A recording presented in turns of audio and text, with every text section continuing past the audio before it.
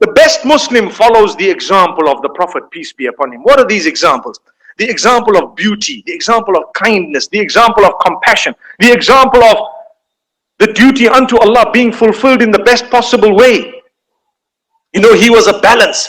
You know, there is a hadith, a beautiful hadith, explaining how important it is for us to fulfill the rights of everyone.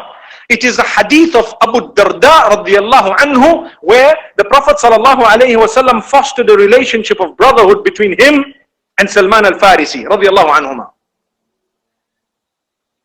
And Salman al-Farisi noticed that the wife of Abu Darda radiyallahu anhu was not really interested in, adorning herself for her husband. Not at all. So he asked her a question, what's going on? Is there something, there's a problem here? And she says, your brother, this Abu Darda, he doesn't really have any interest in anything worldly. Nothing. So he was a little bit irked by that. He watched Abu Darda. At night he was praying. Praying! Imagine praying. Is prayer a bad thing? No. So Salman al-Farisi gets up and told him, hey, go to sleep. Hey, what do you mean, go to sleep? Go to sleep. He went to sleep because obviously this man is more knowledgeable. Later on he gets up, he wants to pray again. Salman al-Farisi gets up and says, go to sleep. What do you mean, go to sleep? Go to sleep. He went to sleep.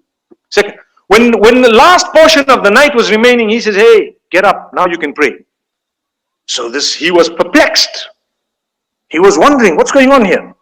So Salman al-Farisi says, look, my brother, your wife has a right over you. Imagine, he's talking about salah, prayer. To stand in prayer, listen carefully because I'm going to draw a very important conclusion to this.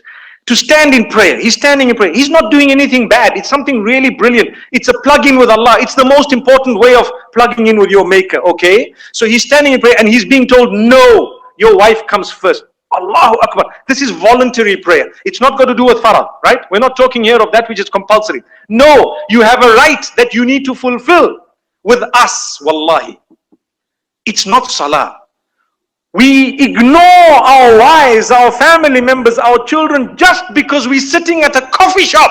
We're not talking about salah here, prayer. We're talking about wasting time at a coffee shop and your wife is busy texting you, hey, and your friends are saying, chicken. Wallahi, I don't mind being called a chicken for as long as my wife knows how I crow, subhanallah. I don't mind. I don't mind them calling me whatever name for as long as I have a happy home. Why? I'm the best Muslim. I fulfill the rights. The wife is a first-class citizen. The rest of them are only residents. They come and go. Their permits expire as well. You know how it is to renew a permit. Yes. These are citizens. These are proper. That's your spouse. You don't just replace them. That's your family. Those are your children. Irreplaceable. Given by Allah. Those are your parents. But what you were doing. Salman al-Farisi is telling Abu Darda, your prayer, you are praying a little bit too much. Go and fulfill the rights of your wife. Show her some importance. Express to her, and I am telling you, express to her how beautiful she is. Subhanallah. A good Muslim is the one who is best to his family members. Khayrukum li ahlihi. There's the hadith. We heard it 1,000 times, 1,000,000 times. Wallahi, my brothers, many of us are struggling because we just mediocre Muslims. We say, I'm a Muslim. What's your name? This is my name. And that's it. And the way you treat your family members, it's like they're nothing, man. Nothing. Give them an ear. Listen to them. Look at them in the eye. Tell them you're shining, When you're out and the moon is out, I can't see the moon because you're dazzling. Say things. Say things. Subhanallah. Say things. That's the best Muslim. There's the hadith. The best from amongst you is he or she who is best to the spouse.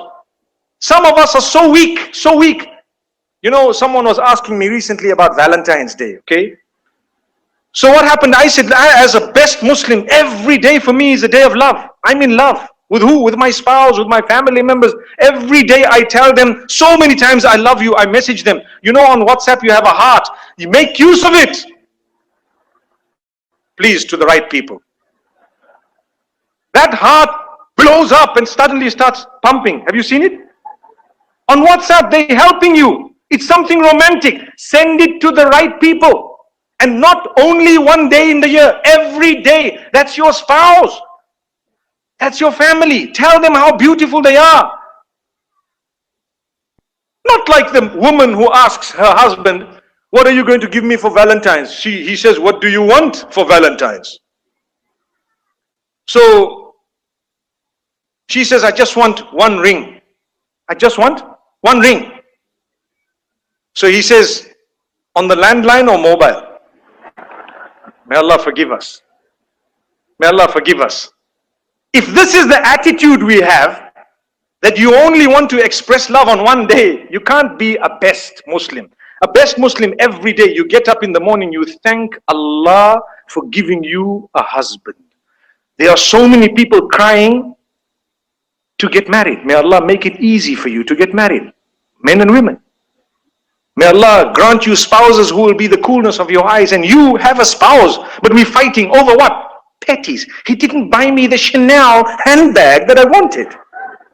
Where? How can the best Muslim fight over small things? What's that? That's materialism. Is Allah going? Are you going to really complain to Allah, my husband's a bad man, you know what? He didn't give me spending money and he's terrible. Are you going to say that? That's you may be a Muslim, but you're not the best. The best is someone who says, look, you know what? I understand your condition. And I know, well, let me quickly equate it. The best husband is he who knows where to spend and when to spend. Don't be miserly, niggardly. You know, Abu Sufyan, his wife, came to complain, radiallahu anhu, to Rasulullah sallallahu alaihi wasallam about him. You know, perhaps he might not have spent here or there. And the Prophet ﷺ actually allowed her to take from the wealth when it was needed, to say, you can take, don't worry, because that's his duty. But we want to be the best. The best is he who knows, I will spoil my family, yes, once in a while. You don't have to overspend. The best Muslim is he or she who adjusts his life or her life based on the income that Allah has blessed them with. So if I have an income of 1,000 dirhams a week, for example, I tailor make my life according to that. I don't live beyond my means in a way that I have a car that's not mine, I have a phone that's not mine, I have an apartment that's not mine, nothing is mine. I'm struggling every month to pay this and to pay that and to pay, just because I want to live up to the Joneses. Even the Joneses have come down. I think they call it the Dow Jones. May Allah subhanahu wa ta'ala forgive us. My brothers and sisters, that's the best Muslim, the one who knows how to budget, the one who understands. This is a gift of Allah. It's a responsibility. You need to strike the balance. You need to know. So that hadith, as I was speaking about Abu Darda radiallahu anhu, the point I've raised is loud and clear to say, if he was told you have a right, your body has a right over you, your spouse has a right over you, everything has a right over you. So give the due of everything and everyone to everything and everyone. Do we do that? May Allah subhanahu wa ta'ala forgive us.